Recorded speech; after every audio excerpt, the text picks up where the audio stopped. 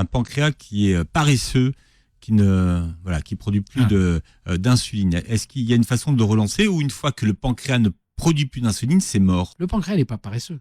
Ce qui lui arrive, c'est qu'on lui en demande trop. Que ce soit un diabète de type 1 ou de type 2, c'est une insuffisance d'insuline.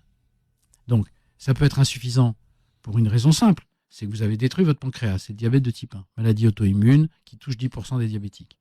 Mais pour les 90% qui restent, c'est que tout simplement, peut-être vous avez grossi, et qu'à ce moment-là, votre pancréas qui faisait ses 50 unités, là, il doit en faire 70, il ne les fait pas. À force d'être sédentaire, de manger un peu gras, un peu sucré, qu'est-ce qui se passe? Eh bien, les muscles, qui sont quand même un très très gros organe de notre organisme, eh bien, ils deviennent insulino-résistants. C'est-à-dire, quand l'insuline tape à la porte, il fait « Non, non, je ne vais pas ouvrir ». Et à ce moment-là, le pancréas va en faire de plus en plus. Il ne faut jamais penser à un organe seul. Jamais dire « Ah, c'est la faute de... » Il faut avoir une vision globale de l'individu, ce qu'on appelle la vision holistique. Un organe qui est chargé en gras, que ce soit le foie, le pancréas, le cœur, qui peut être farci par du gras, eh ben, il ne fonctionne pas de la même façon. Ça paraît évident. Et il n'y a pas 36 solutions pour ça. Il faut enlever cette graisse. Comment j'enlève la graisse?